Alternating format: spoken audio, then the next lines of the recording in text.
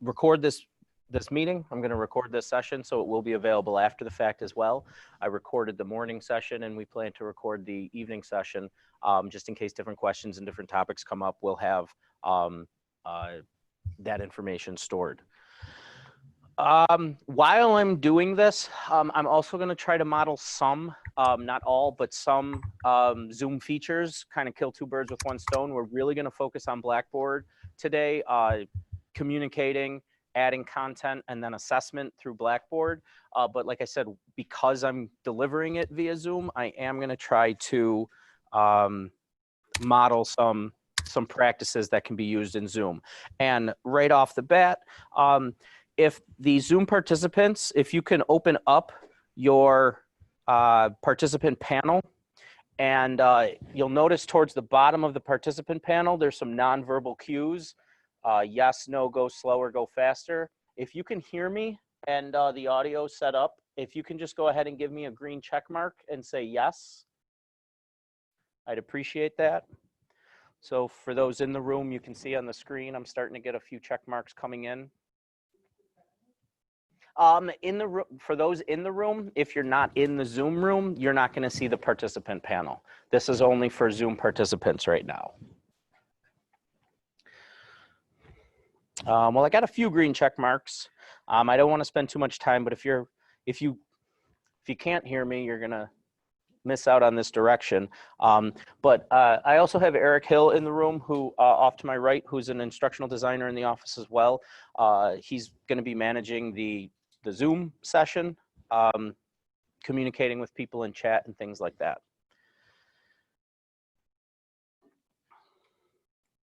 I did mute, just so everyone, all the remote participants know, I did mute all of the remote participants, but if you do want to interject, you can feel free to add something in chat or just unmute yourself temporarily and ask verbally. One of the challenges, especially with the rapid transition to remote teaching, it's a pretty wide spectrum of where people are in their current, I guess, knowledge and understanding of Blackboard and the tools that are available to us. So we're going to start at the very basics, but I'm going to try to move through it pretty rapidly based on the questions and the concerns that came in when you filled out the forms. The majority of the questions really have to deal with assessments, whether it's assignments, tests and quizzes, or online discussions. So that's the third part of our session today. We're going to be talking about course setup and facilitation, course content, and then assessment. But I'm going to try to get to assessment as fast as I can without being neglectful of those other things. But again, that's where the majority of the concerns seem to be, to work through that. To access Blackboard, I mean, while the majority of the people probably have accessed Blackboard in the past, it's always recommended that you sign into MyDamon first, rather than navigating directly to Blackboard. But Blackboard is located in both your quick tools as well as on your My Courses module. You'll notice that there's a Blackboard link that will take you directly to Blackboard. The homepage in Blackboard is your courses page, and your courses page has changed a couple of times this academic year. And part of that is because we are in the cloud, so we get continuous updates from Blackboard. When Blackboard updates, we get them immediately. We no longer have to wait to take Blackboard down for 2-3 days at a time and then update it, and it's updated when we return. So now we get those continuous rollouts. Very quickly, some of those updates are the addition of terms. So you can see now your courses are divided based on when they were offered: spring 2020, fall 19, spring 19, etc. You can filter and display just those specific terms, or you can display all courses. There are additional filtering options. Courses I teach, courses I'm taking. So that's, if courses I teach is where you're an instructor or a similar role in a course. Courses I'm taking is where you're enrolled in a student. And one more that might show up here, I'll demonstrate in a little bit. But I did just want to show this courses page. There's also the ability to toggle it to a tile view rather than a list view of courses. I point that out because if you're explaining to a student what the course may look like or what their course's page looks like, and they may be seeing something different than you simply because this is user specific as to what their course's page look like. Last night around 10:30, I enrolled everybody in a course as a student called Transitioning to Remote Teaching. So if you see that listed under your spring 2020, that's why that's there. If you registered for the session, you were enrolled in that course as a student. If you did not register for the session ahead of time, I didn't have your username or know that you were coming, so you're not enrolled in that. But if you, you'd like, you can, if you're remote, put it in the chat that you don't see this course, Transitioning to Remote Teaching, and Eric can add you along the way. If you're in the room and you're not in that course, you can just come on over here discreetly and Eric can make sure that he gets you in the course.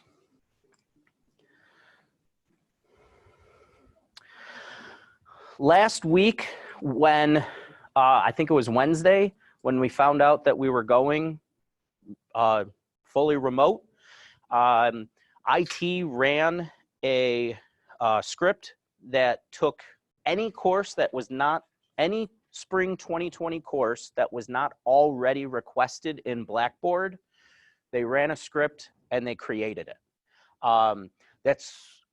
There's good that came with that, but there's also some negative that came with that too. The good is that it took something off of the faculty plate in terms of having to go to the Blackboard request form and actually requesting the course. The bad that came with it is that if you teach multiple sections of the same class, you may have been created multiple courses in Blackboard, and you could prefer to have those condensed. So if you do want to consolidate all of the courses that were created for you, or if you want to, for example, or for any reason there's a duplicate created, just let us know and email blackboard@damon.edu with what you need, whether it's a duplicate can be deleted or you want two combined as to one. Let us know and we can do that administratively behind the scenes. Is somebody in the room in Zoom? I'm hearing a, okay. Because I'm hearing a echo of myself.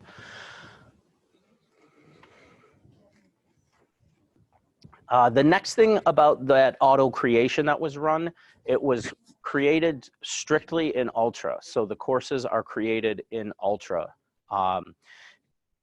When it's created, it will be a completely blank course, and I'm going to make this a completely blank course in seconds.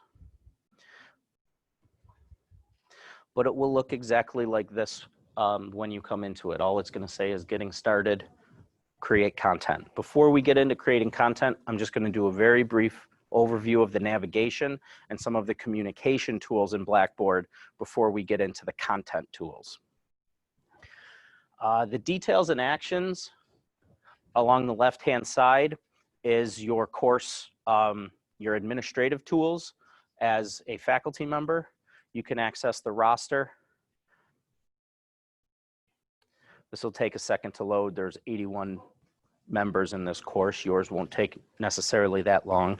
But you have your course roster. From here, again, you can toggle a list or a tile view. From the roster view, you can add additional people by clicking the plus sign. So if for any reason students in your course are not enrolled in your course, you can add more. If there's an additional faculty member you want to enroll in your course, again, it's very simple. You just start typing in the username, and then you'll see that it populates from our Active Directory. All you need is, I think, is it 3 characters?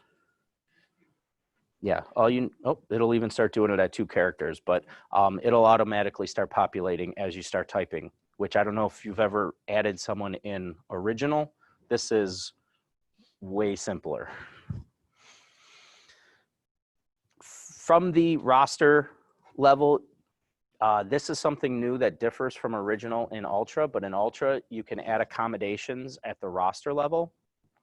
So anything that you do that you would either assign a due date or a time restriction, at the roster level, you can assign those accommodations. So for example, I can add 100% extra time on all timed assignments, and that is, again, universally for the entire course. So if I've assigned a 60-minute time limit on a test, knowing that my preview user gets 100% extra time, I'd get 120 minutes on that test without having to go in and making specific arrangements or anything like that. So accommodations are handled at the roster level in Ultra. If you're still in Original, you can still add those accommodations to timed elements. It's just done at the assignment level, and you would have to add those exceptions. I'm more than happy to demo that for anybody that is still working in Original.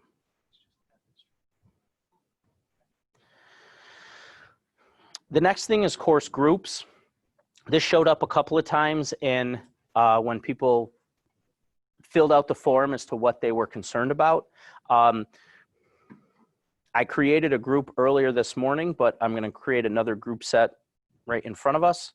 But what you can do is you can create custom groups, which means you can manually assign students to groups if you're doing group work or group presentations, group discussions. Or I can create a full group set and randomly assign, and you'll see this next dialog box pop open. Now there's a lot of people in this course. There's probably not going to be 81 people in your courses, but then again, I know some of our courses get pretty big too, especially in like the PA department and things like that. Yeah, and in science, especially if we're combining multiple sections of a course too. But this is a way that you can break out smaller learning communities. So instead of having a discussion with 81 people, I can say, oh, I want to make 8 groups of 9 to 10 people per group, and that way those discussions might be a little bit more manageable. So I click, and you can see right in front of me, I got new group 1 with 10 people, and as I scroll down, it's going to fill all of those groups with 10 until there's not enough students, and then it's going to populate the rest with 9. And even, I clicked a little fast, but even after you randomly assign them, if you want to do some moving around or reassigning of students, you can do that as well. So I'll go in, here are my 8 groups.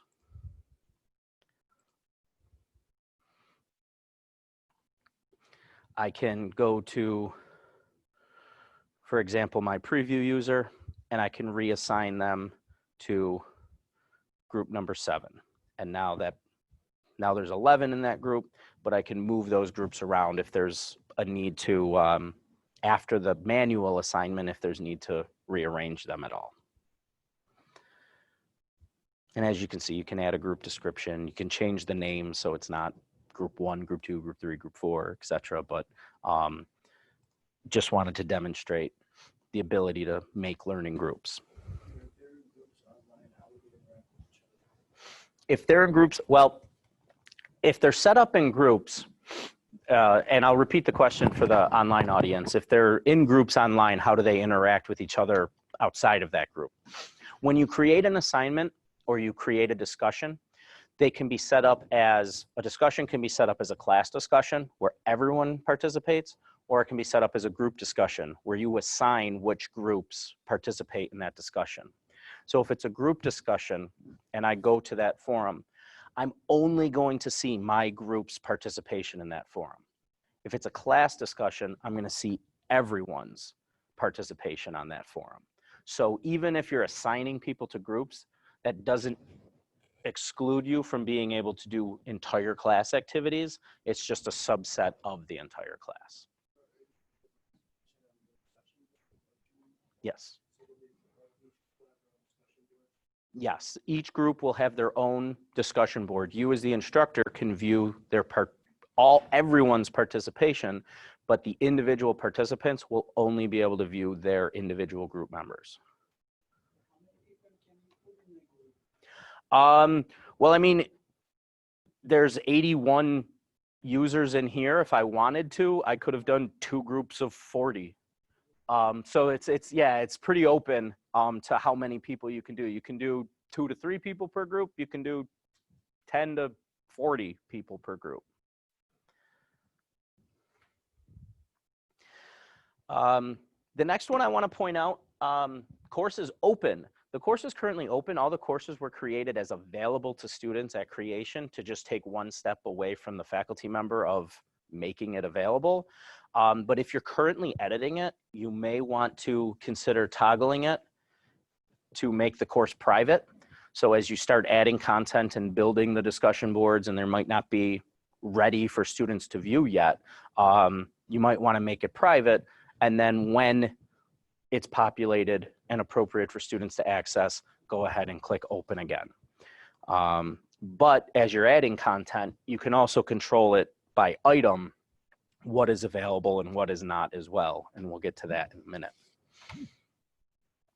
The next is attendance. Blackboard does have the ability to track attendance.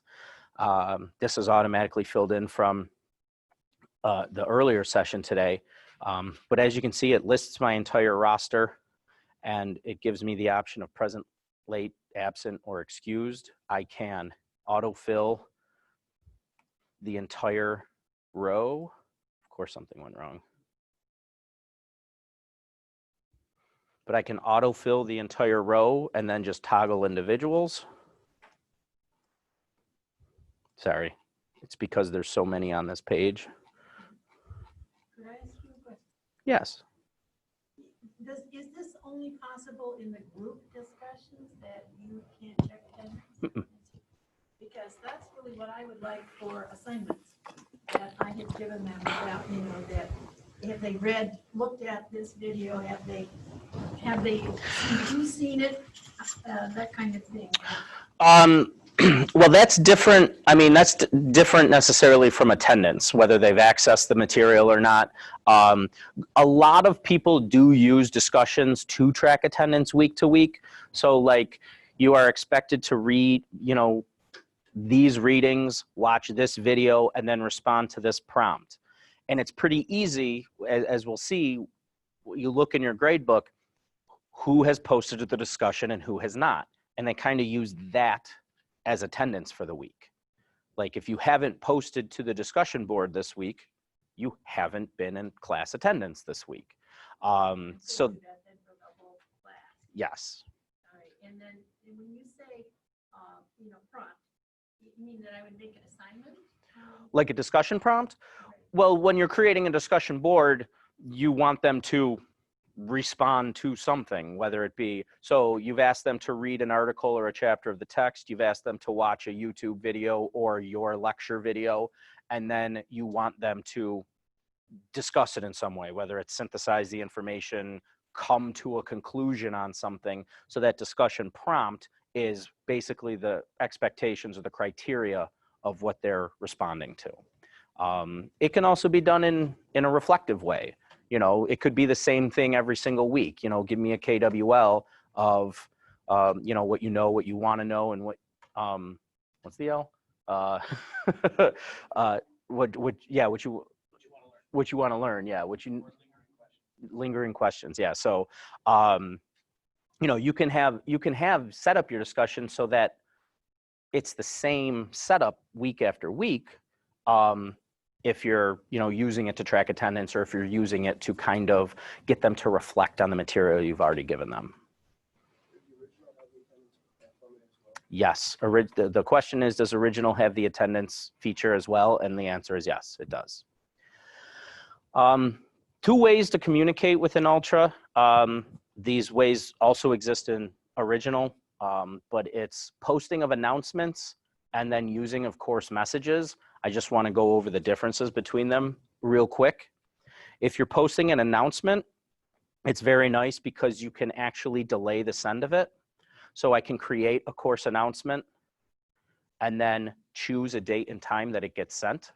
So I can create my week 8 announcement. Week 8 doesn't begin until Monday when the students return from spring break. But if you want it to be available at midnight on Monday morning, or 8 o'clock Monday morning for students to see, you can write that announcement today and schedule it for Monday the 23rd at 8 a.m. and it'll be available to students then. Or you can, I'm going to do this right now. I'm just copying an existing announcement.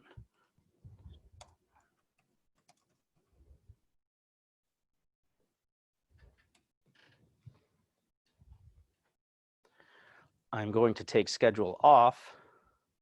So it doesn't post it yet. This is still a draft, but if I click post now, it'll post this announcement in my class. And what students will see when they enter the class, you will also see the first time returning to your class, or at least you should. Let me refresh, give it another moment.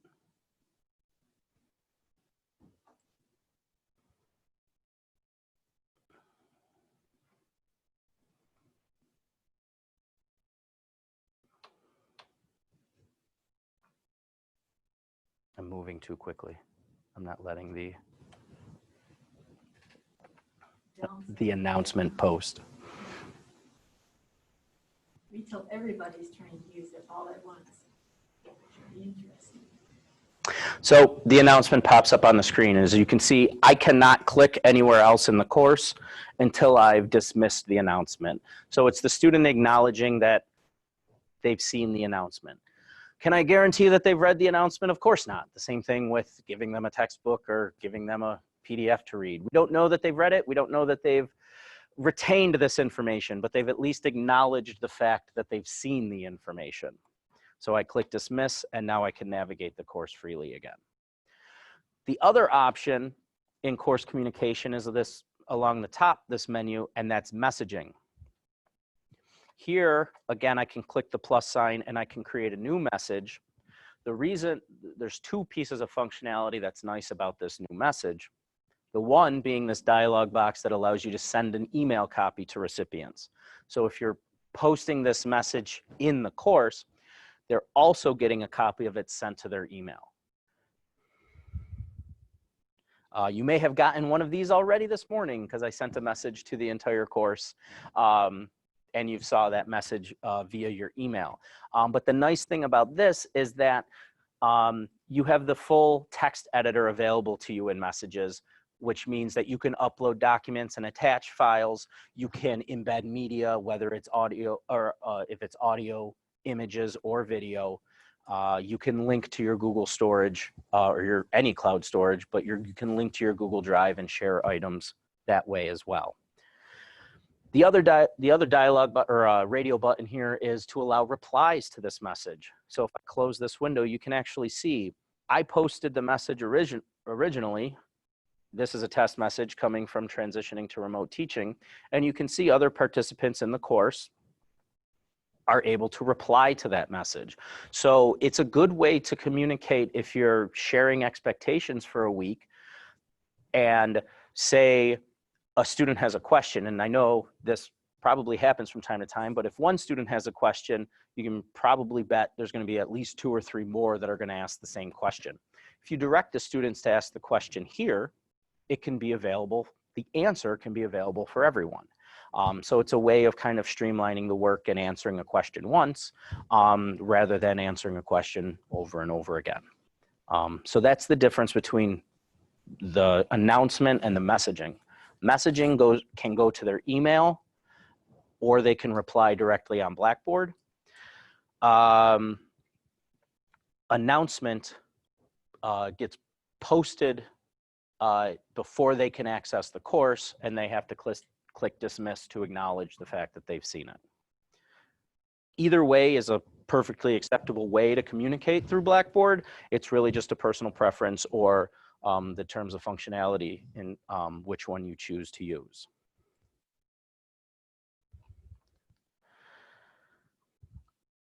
I'm going to go through these last ones pretty quick. Books and tools, the most important thing that we're going to get into in here is to get to the Respondus Lockdown Browser dashboard. That's for when you want to add online proctoring to your Blackboard exams. This is the dashboard to get you to that feature and functionality. Question banks are ways, a lot of publishers allow you to download questions and banks chapter by chapter from textbooks. Like if you work on Pearson or McGraw-Hill or you know, any other third-party publisher, they may have for your textbook electronic question banks that you can download and build your tests from those banks. This is where we can upload those banks. And then the one on the bottom, I like to point out, this is the student preview mode. I've already clicked this once myself, but once I click it, as the instructor, I will now see what my students see, not what I as the instructor see. So when you're creating content and you're building your course out, it's always good to preview it to see exactly what the students would experience as well.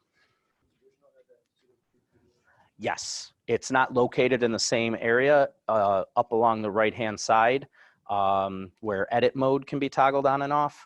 There's it's a little yin and yang symbol in original that it switches it into student preview mode and then back to instructor mode.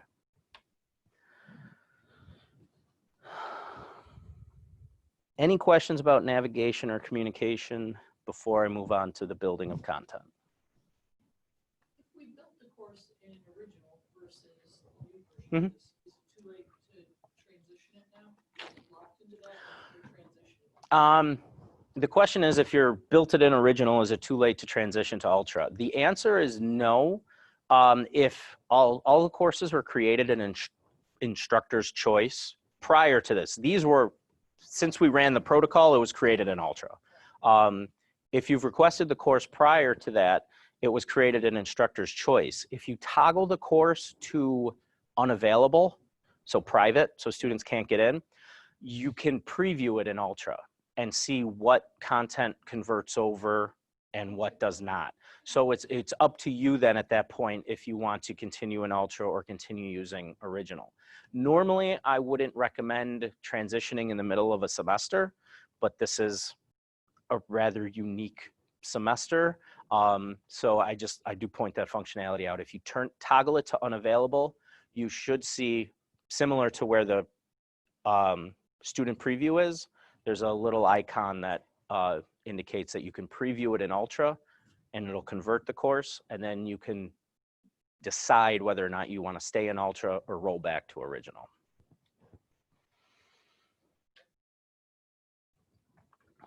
All right, moving along. You got all these chats? I see a lot popping up. Okay, I see a lot popping up. I just wanted to make sure. If any are directed at me, I'm more than happy to. All right, none are private.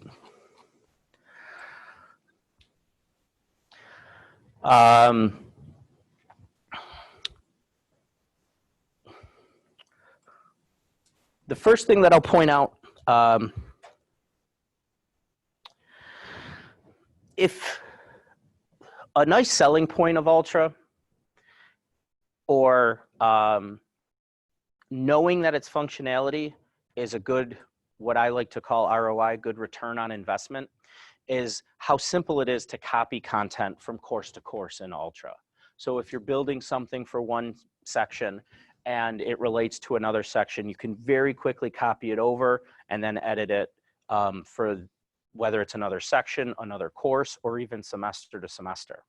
But up here along my course content, if I click copy content, it brings over a pane that shows all of my Ultra courses that I have in Blackboard.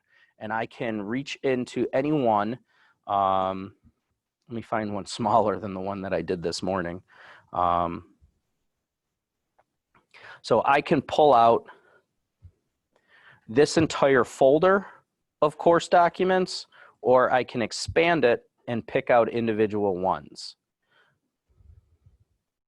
But I'm going to pick a different course because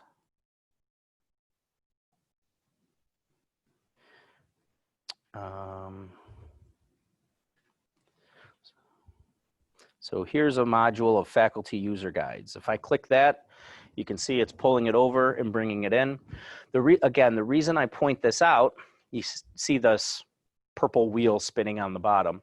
The reason I point this out is because if you're taking the time to create content in a particular course, even if it's just a matter of copying the format from course to course, so you can reuse that format and populate it with updated content for that course, it's very easy to bring things in from your other Ultra courses.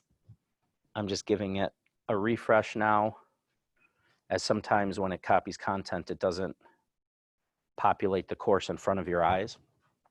But this is the content that I copied. So it's a module that we've built in our instructional design organization.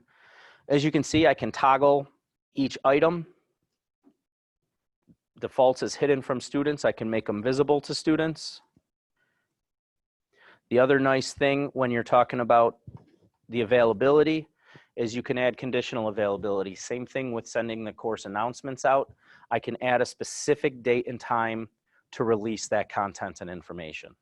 So if I want it to release on Mondays for asynchronous instruction throughout for the rest of the semester, I don't have to actually physically click it Monday morning. I can set the date and time to show that module or show that folder at the day and time that's appropriate. The same thing goes with individual items. So if, for example, in their week 8 folder or among their week 8 content, you want them to complete a quiz, but you don't want to make the quiz active until Friday, or they should be taking it during your class time or something like that, you can set it so that it's available on Friday at noon. Even though the rest of the week's content was available ahead of time, the test itself may be more specific or more granular as to when it's available. But again, that can be toggled under visibility, visible, hidden, or conditional availability. And like I said, I'll just set it for Monday because that's when we're supposedly back to school.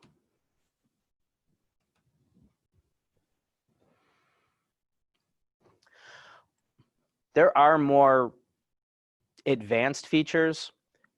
You can release content based on performance. So for example, they can't have access to the week 9 folder until they've gotten an 80% or more on the week 8 quiz. If you want to get into the conditional availability and a little bit more, I guess, involved in the release, but content is available to students when they achieve a certain grade on a certain item. Same thing with the sequence, is that content is available to students as they complete steps in the sequence. So if they can't take the quiz until they've posted to the discussion board, you can set that up in the conditional release and conditional availability.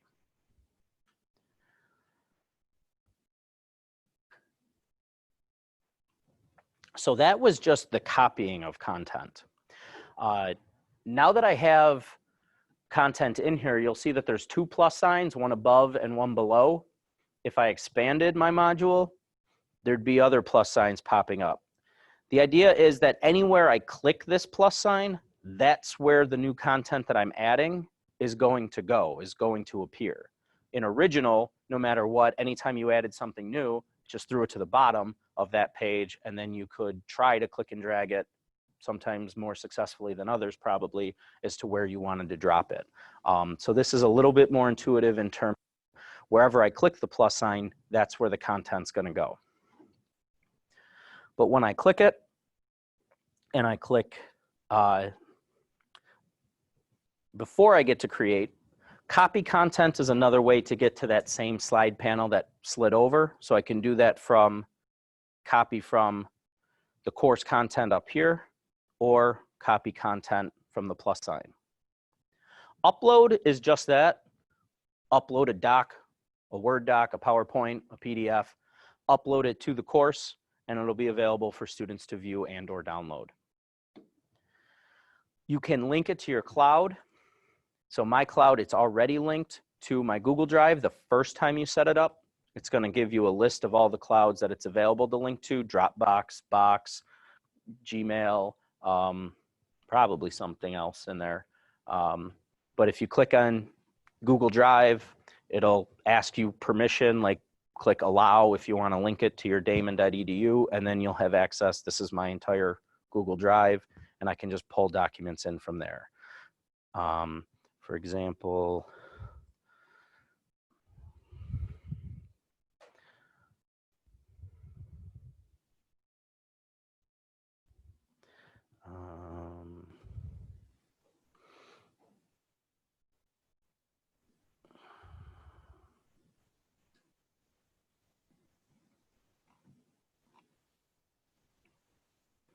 how to edit YouTube captioning. Here's a PDF that I can add directly from my drive.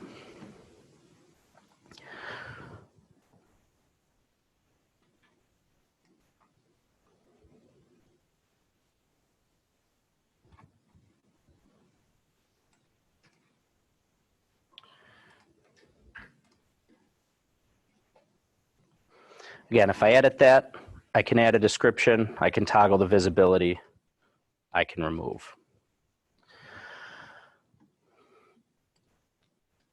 So that's if I want to upload locally, add to my cloud. The other one that's going to be most common is just create. And this is where all of the majority of our course content items are going to be found. Learning modules and folders are objects that allow us to put other items in them. So if I create a module, I can put a folder in that module and documents and links and these other and upload items into that folder. So that's a way of organizing your course. So it's not just a running laundry list of items. The one thing I'll say about that is that Ultra limits how far down you can drill your parent and subfolders. You can have a parent folder, a child folder, and then items within it, but you can't go any deeper than that. It limits it. The ideal is that it will be 3 or less clicks away from the course content page. So it's not going to let you do a folder in a folder in a folder. Just something to keep in mind when if you're doing course organization. So if you did weekly modules, expanded it, week 8 module, and then you had tried to do other folders of readings, lectures, things like that, it's not going to give you that depth of folder. Parent, child, and then items. That's it. You can do modules or folders. A folder can go in a module, but a module can't go in a folder. I recommend folders, and the biggest reason behind that is when you're copying content from other courses, and I don't know the thought process behind this. When you're copying content from course to course, you can only move entire modules. You can't expand the module and take individual items out. If you create folders and I'm copying content from another course, I can expand the folder and choose to take certain things out of that folder. So that's my recommendation, or why I prefer in my courses, why I use folders instead of modules. Because a module, when copying content, is the whole module or none of the module. The folder, you can pick and choose what you want out of it. Oh yeah, anytime that's a good question. The question was, when you create it, are you able to label it? And I'm gonna go ahead and create a folder right now. But I create the folder. It always defaults to new folder, whatever the date is.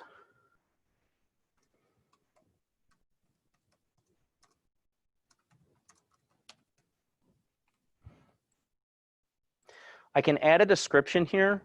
There is a character limit.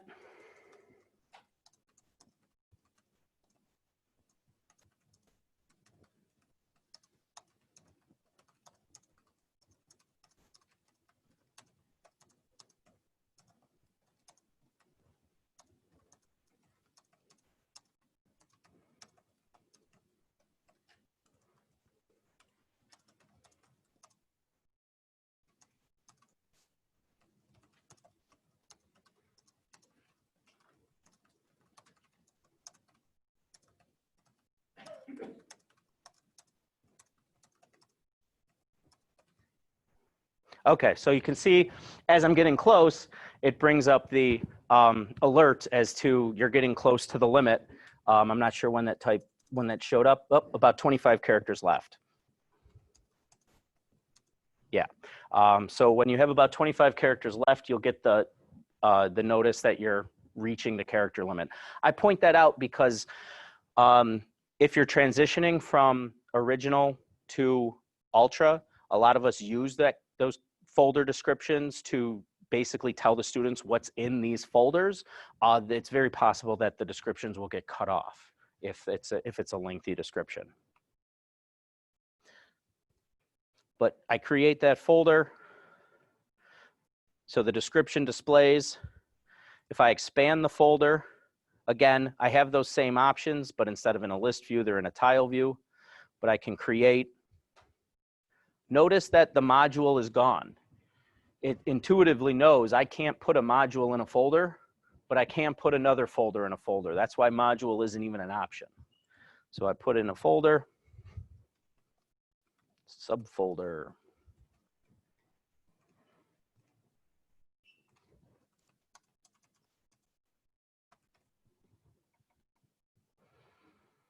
So I have this folder is within my parent folder. Now, when I expand that, I can either create items within that folder, or I can create more items in the parent folder.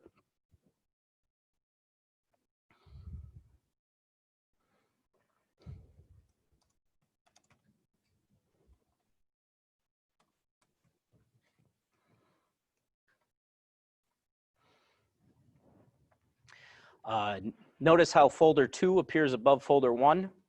Any item that's in your course content section, if you hover over it, you'll notice these 2 directional arrows.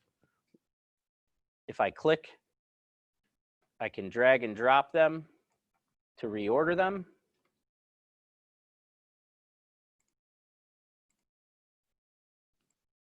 Where'd it go?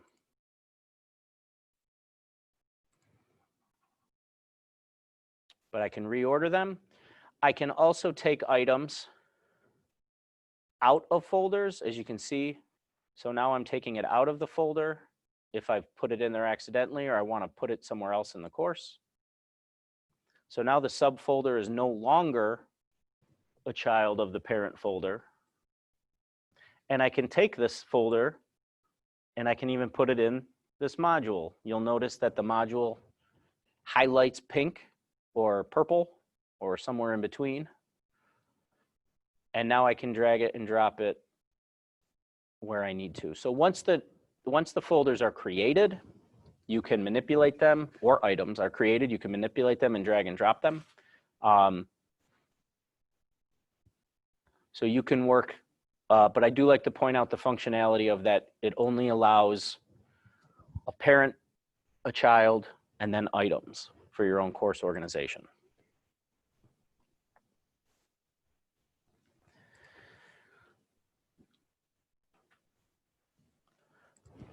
Next under create is probably the most common, or what I would think would be the most commonly used item, would be a document.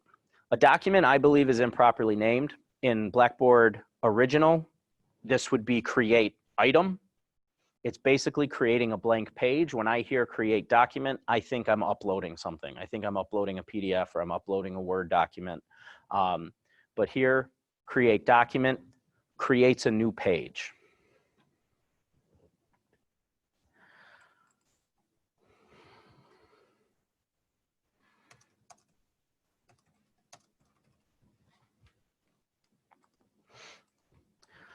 From here, I have similar functionality. I can upload from my computer, so it can be a Word document or a PDF, but it can be multiple documents.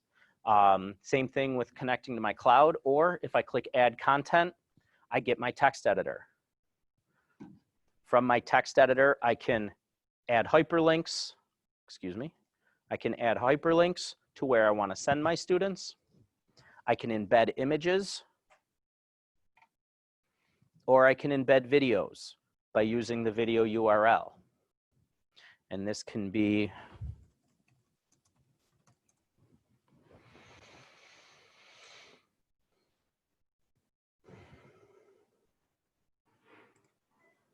original course view, you can easily. So if I take my video URL, it will embed the video directly in the course. And I can add my directions around it.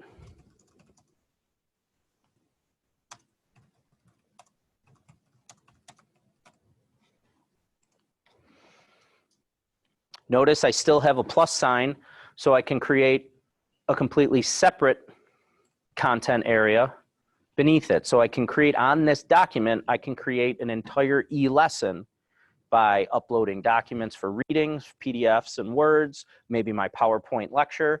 I can embed supplemental videos, whether it's you annotating that PowerPoint via lecture, or it's, again, supplemental from the publisher or from YouTube. And then you can continue to add content as you go. So this is a new blank page, but let's call it module overview. So this is within, it was not within my folder. Now it is within my folder. Transitioning to remote teaching, module overview. A student will click it and it'll slide over and it'll give them all the information of the module. I'm not wearing a watch. I don't know why I keep doing that. We're going to take about 5 to 10 minutes. I want you to work in your course, not necessarily in, because you're a student in this transitioning to remote teaching, but I want you to open up one of your courses and just begin working with the folders, creating a new document, clicking the plus sign and adding content. The content doesn't necessarily have to be substantive. I just want to get you familiar with the functionality, and Eric and I will move around the room as you're working if you have any questions. If it's you have a question in your original course that's not specific to what we're talking about right now, we're happy to field that while we work as well. Those that are attending via Zoom, because Eric and I are going to be moving around the room and not monitoring our chat as much, if you have any questions, you're more than welcome to unmute yourself and ask the question verbally. So this is kind of the workshop-y time. So if you have documents, electronic documents that you want to try to upload, now's the time.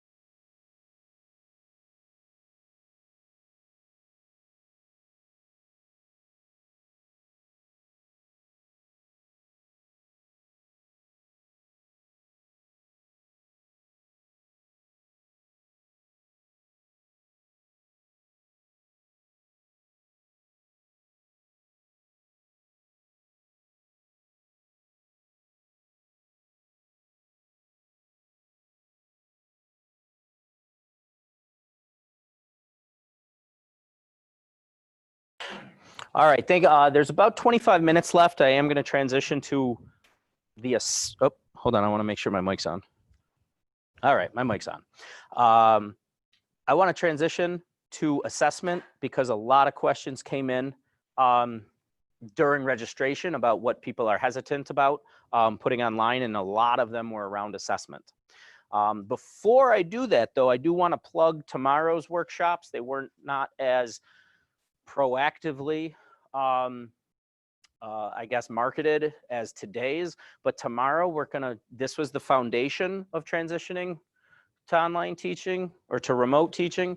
Tomorrow it's going to go off in two different directions. Those who are taking a synchronous approach and using Zoom, Hangouts, and things like that to hold synchronous class sessions, meaning we all meet at our class time at the same time.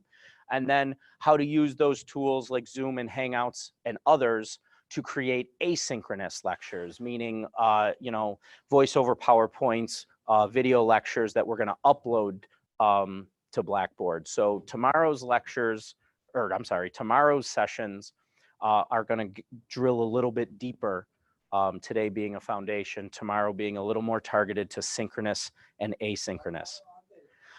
They are posted up here. Synchronous from 9 to 10, asynchronous from 10 to 11.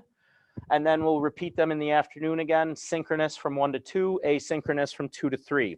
To get to this, these links are clickable to register, but the shortened links are written on the board. If you go to day.men/ID workshops, it'll take you to this document.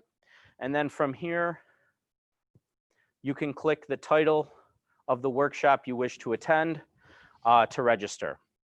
Again, you don't have to register to attend, but what it does is it creates us an email list. So when we distribute resources and the recordings after the fact, we know who we're sending it to. If you show up without registering, you may miss out on some of those resources.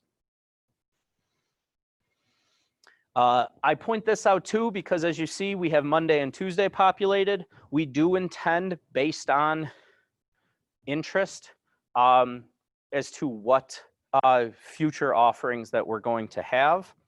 Where can we put in here? The other thing I want to show off, or to show everyone before we get into assessment,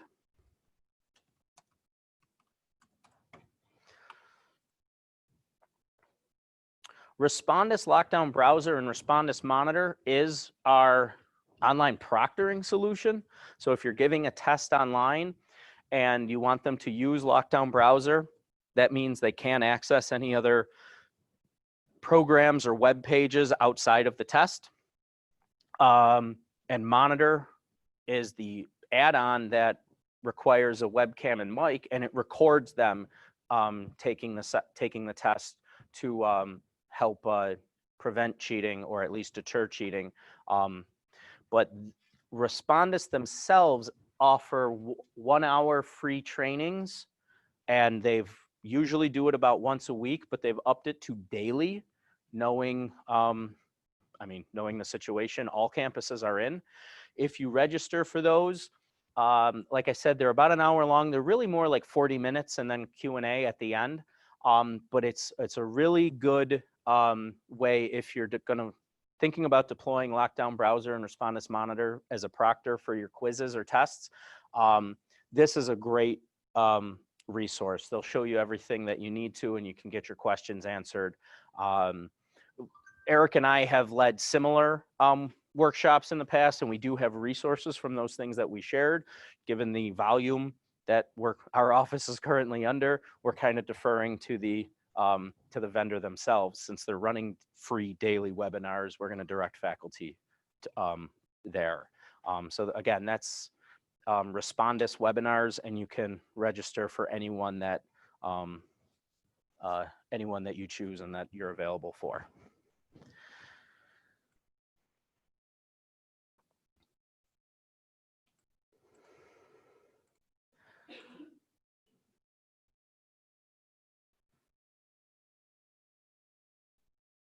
Okay. So the next The next step or the next objectives that were sent out were revolved around assessment.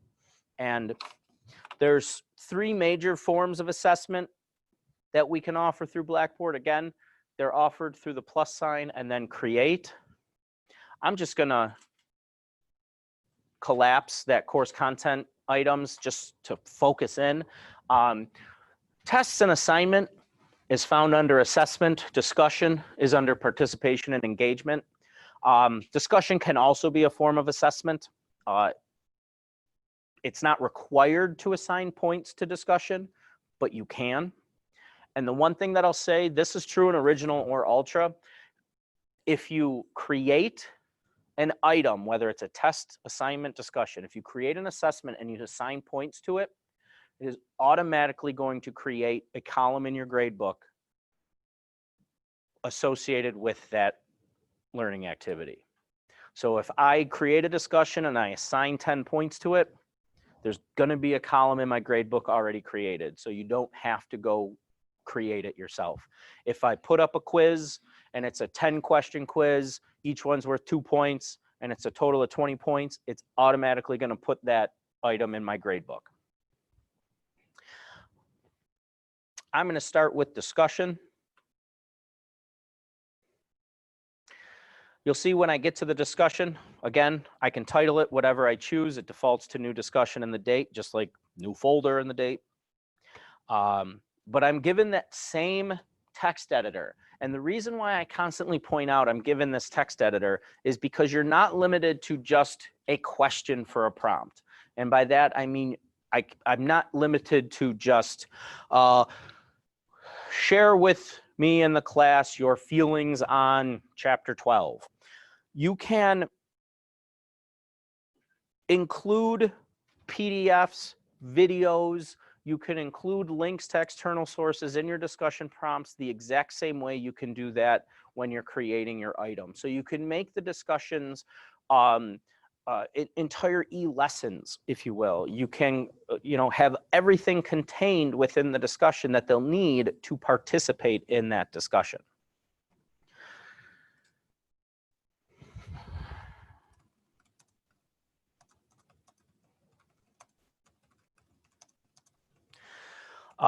The other thing that I add, though, is that you want to be very careful in terms, like this is a horrible discussion prompt. You want to be very careful what you're expecting in an online discussion.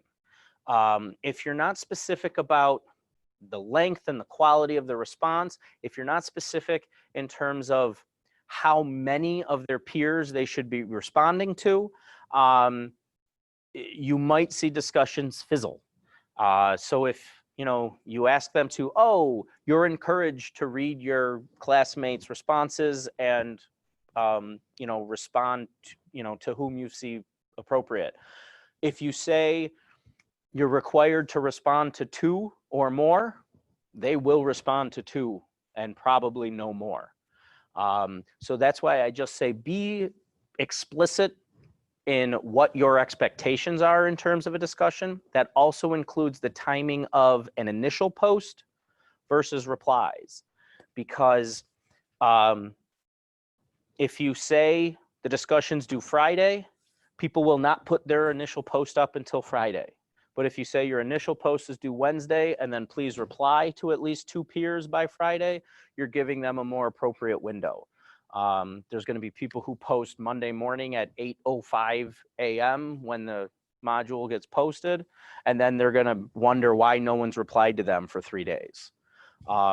Again, like I said, so just try to be explicit in what your expectations are if you're using online discussions. They can be very powerful. I'm a huge advocate of online discussions, even in face-to-face classes. I teach a face-to-face lab. I like online discussions because, one, it allows for everyone to actually participate in the discussion. So often when we're giving a discussion in class, there's going to be 2 to 3 or more people who refuse to participate, aren't raising their hand. This is a way of getting everyone engaged. It also removes the barriers on so many. Some of the quiet, reserved people refusing to participate in in-class discussions, we may associate that with not understanding the material. you give them an opportunity to express themselves digitally or electronically through a discussion, you're going to see, oh, wow, that person does have a grasp of this material. They're simply not participating in discussion for another reason.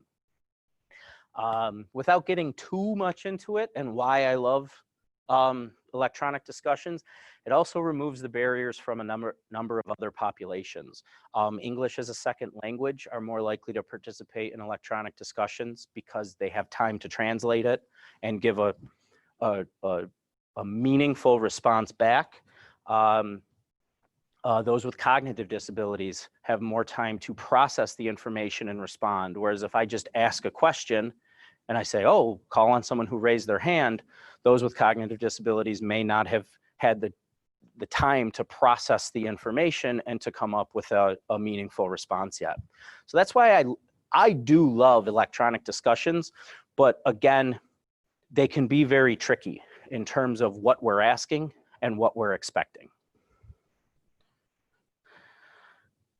If I click the discussion settings over here by clicking the cog or the gear, one really important feature that I like to point out is this post first option. This means that if you click that box, students will not be able to see any student's initial post until they've authored their own unique initial post. So if you ask a question and you're worried about getting 24 identical responses because one person posted and everyone mirrored their response after that, this option makes it so that even if I'm the last person in the class to put my initial response, when I go to the discussion board, I will see nothing. I post my reply, and then all previous posts will be available to me. So this one is a really nice thing to include.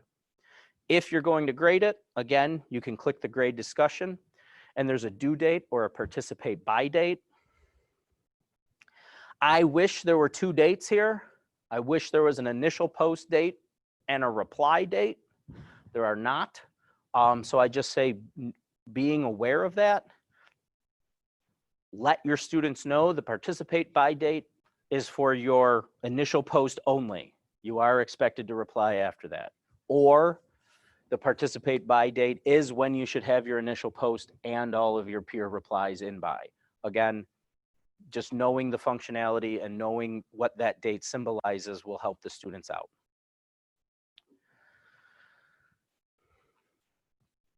There is an ability to add a rubric so that students know exactly what their expectations are. I'm not going to get into that just because of time restrictions. We'll probably get into that a little bit more tomorrow when we're talking about the asynchronous assignments and things like that.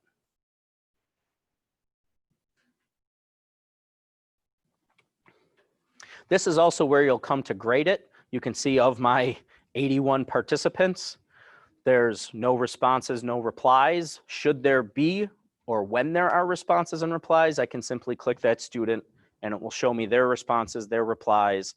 And beyond that, when I see their replies, I can also jump to what they're replying to. That's a discussion very quickly, very streamlined. The next one I want to talk about is an assignment. An assignment is an assignment, for lack of a better term. Only I don't necessarily like using this term because it creates confusion, but I know a lot of faculty on campus use it because I get emails on it all the time. But it's creating a Dropbox, or it's creating an avenue for students to upload or submit a document, a file, whatever it might be. And the reason I say a document, file, or whatever it might be is because I'm going to create one real quick. I will once again state I have my full text editor, so I can include any type of media, links, files. If I want to upload a rubric that I have as a PDF to an assignment, but here's the assignment description, criteria / expectations.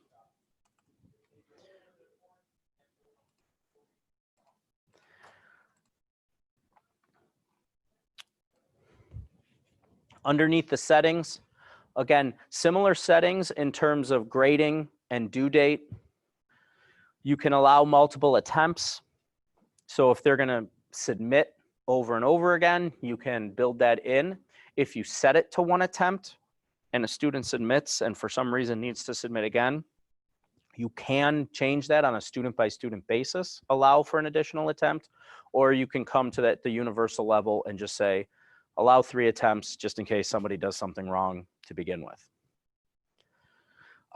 Under grading, you can change what the grading of attempts is, average of all attempts, attempt with the highest grade, the last attempt with the grade.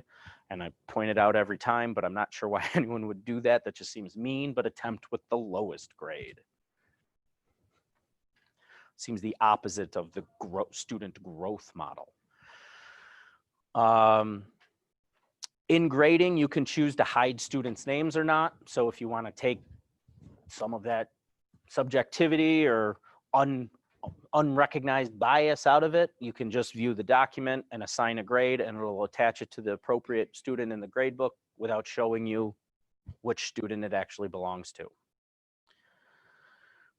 You can add a time limit on assignments. This is really probably more applicable to quizzes and tests where you have pre-built questions out. The same thing with the rubric. You can upload a rubric.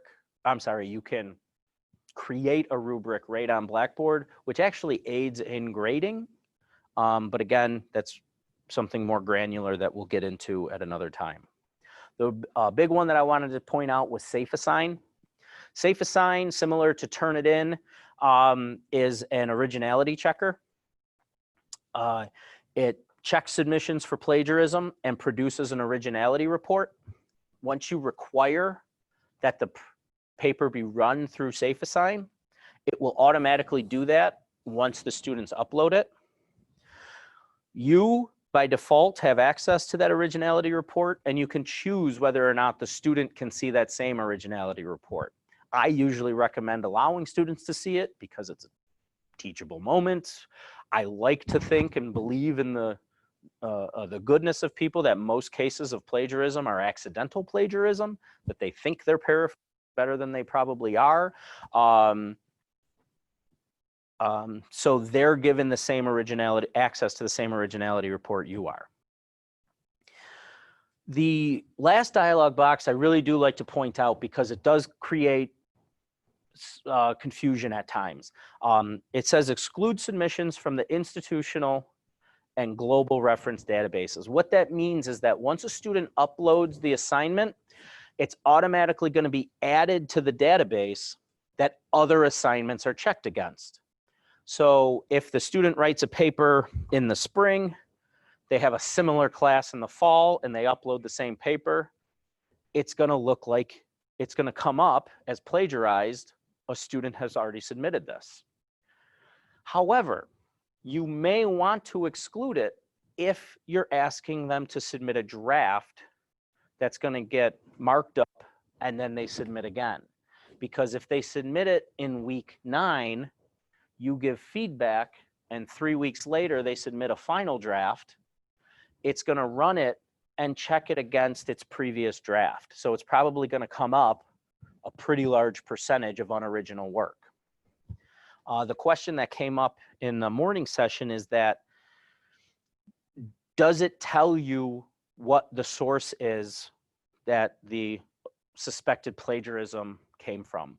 The answer is yes, not all the time.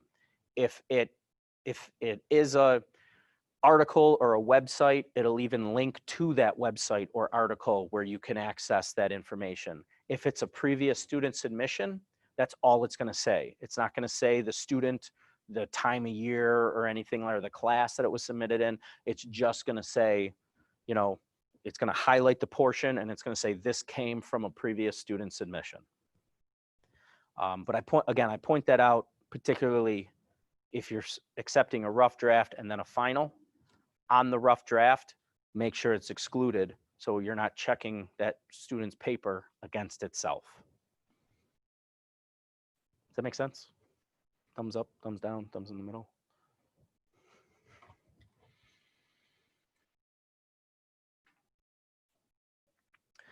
That's the assignment. I mean, 9 out of 10 times an assignment is created, we're going to be asking them to upload a Word document, a paper, a reflection, or something like that. But the question did come up from the Visual and Performing Arts. Can they upload an image? So if they're tasked with doing a painting, doing a sculpture, demonstrating something, can they take a picture and upload that picture? The answer is absolutely. So still with an assignment, all of those media elements that we have available when, as instructors, when we're creating it, that text editor, students have access to that same text editor. So they can submit a video as an assignment. They can submit a picture as an assignment. They can submit a link. If you're asking them to create a Google sheet that does something, they can link to that Google sheet. So there's a lot of different ways that students can, it's not just upload a Word document, upload a PowerPoint deck. The last assessment, and I'm sorry, there's only 3 minutes left. The last assessment is the test and the quiz. Very similarly, I click the plus sign to create. And I have my types of questions: matching, fill in the blank, essay. If you've ever built a quiz, whether it's on Blackboard, if you've used things like Kahoot, Socrative, Poll Everywhere, it's a pretty similar editing. Whereas I have my question, I can fill in my answers, I indicate which one's the correct. You'll also notice in the answers, I have that same plus sign, so I can embed pictures in the answers. So if they're supposed to be identifying on a diagram or something like that, the answers could be images as well. Mm-hmm.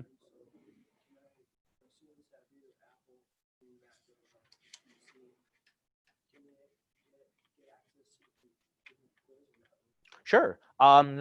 Yeah, if you wanted to use something like Kahoot or quizzes or things like that with your class, as long as they have, I think it's kahoot.it, and then they have the class code, they can take those types of quizzes remotely as well. You don't have to be in the same room to Kahoot. Oh yeah. Yeah. Yep. Kahoot is pretty cross-platform, whether it's a phone, tablet, or a laptop or desktop. There's compatibility for all of that. But again, the full text editor is there for both the questions and the answers. So if the question includes a video or an image, you can include that. If the answer includes a video or an image, you can include that. You can add additional choices. You can remove choices. The biggest one, and I got 1 minute left to show probably the one that was most commonly sought after, which is the lockdown browser and dashboard, but that's the assessment security. Again, this is what is going to lockdown browser locks them into the test. They cannot access any other apps, windows, or tools on their computer while they're taking the test. Monitor is that additional product that will record their voice and mic while they're taking the test as well. Not enough time to go over that today, unfortunately, but again, I do encourage you to, if you're interested in Respondus lockdown browser or monitor, then register for one of those daily 40-minute webinars, and you'll get a lot of information. The really nice thing that I will point out is when you access the lockdown browser platform in Blackboard, it gives the instructor a lot of awesome tools. It starts with a nice video, a welcome video as to what this product is. It has video tutorials built in, preparing a quiz in Blackboard, what the students will experience, preparing a quiz for browser and monitor. It has text to include for directions on what students will need to download, the instructions for download, and guidelines for taking exams. And you'll notice that it has lockdown browser only instructions. If I click the other radio button, the instructions amend themselves to include that of browser and the webcam feature. So all that text is already there. So if you're worried about, well, I want to use this, but how difficult is it going to be to get the students where I need them to be able to use this? All this text is already there and available to them. All you have to do is copy it and distribute it, whether it be through an email, post it in Blackboard, include it on your syllabus. The one thing that I'll say, we've been using Respondus Monitor since January. Roughly over 300 different students have used it already. And from a help desk perspective, we have not seen a dramatic increase in tickets and support come up. So the students are adapting it pretty well. When they're provided the information, but Respondus does a really nice job of providing like the directions and things like that to provide to students already. That is our time. I'm more than happy to stick around if people have more specific questions. Thank you all for attending and participating. If you will be here throughout the week, yes, we are busy, but this is why we're here to help out. If we can't find your answer, we can get you into the direction of someone else who might be able to help you.